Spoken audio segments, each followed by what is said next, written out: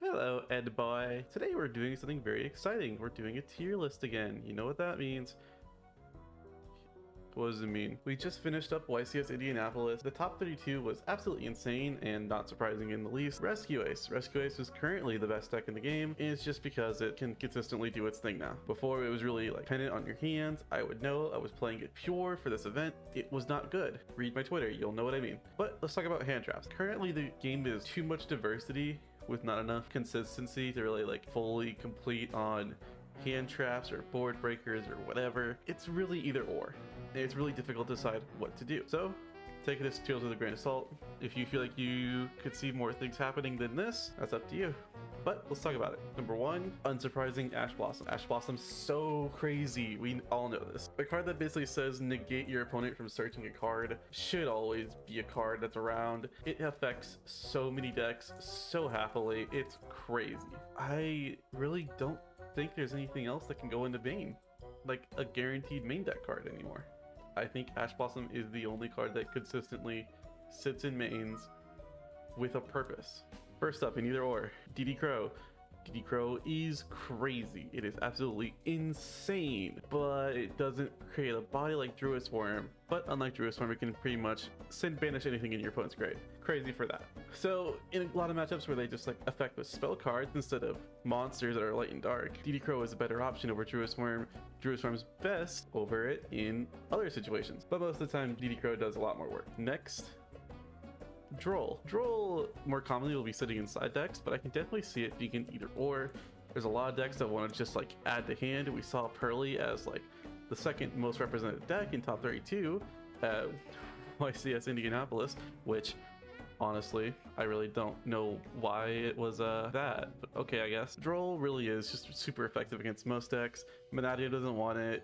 Pearly doesn't want to see it. A lot of decks don't like it, but it's cool.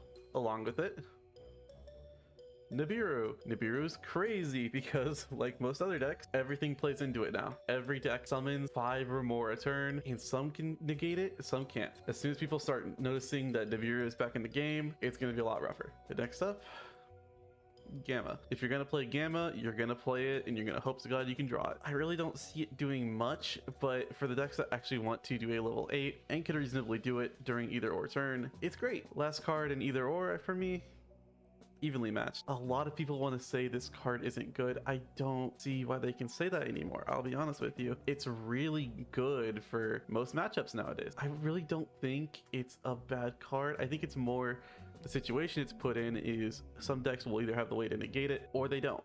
In the side deck, things I could definitely see in there. Number one, Druid Swarm. Is this surprising? Is this surprising? No. Unfortunately, Druid Swarm is like really good, like Crow. But like I was talking with Crow, its situations are a lot more unique compared to Crow. Against Dragon League, against Tier, against most decks that are like Pearly and stuff, it's good, it's fine. Other decks, it's not the best, I'll be honest. Next up inside, Phantasme. Phantasme is fan-fucking-tastic against exactly linked decks, which there are surprisingly a lot of right now. We've got Rescue Ace, we've got Unchained, we've got technically Pearly, we've got SP just fucking sitting here in every side deck now.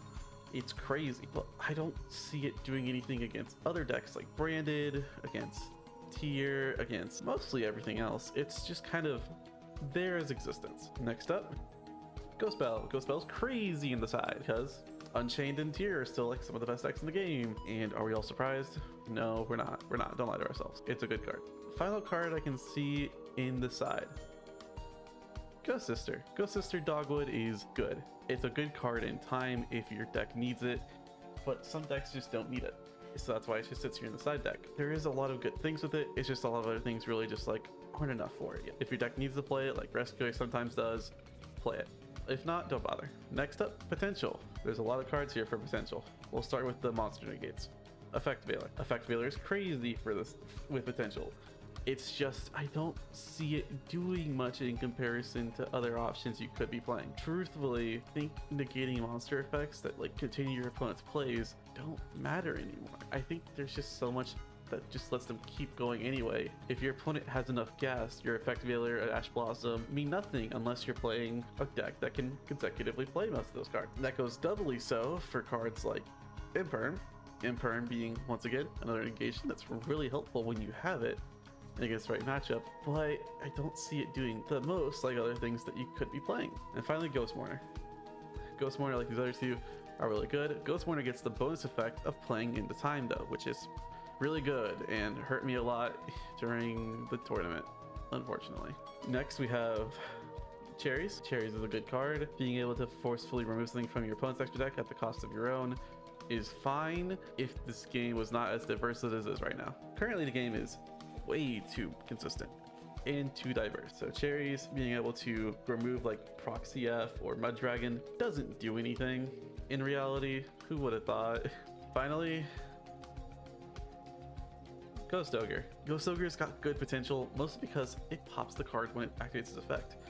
Really good against Pearly specifically, because now they don't have a monster for them to activate their effects, but other ways of them just like shutting down if necessary. It's cool, I like it though. Finally, the only card I want to put in shit tier is Dimensional Barrier. Alright then, that's the whole video today. I hope you all enjoyed. Bye bye. Bye bye. Bye bye. Bye bye.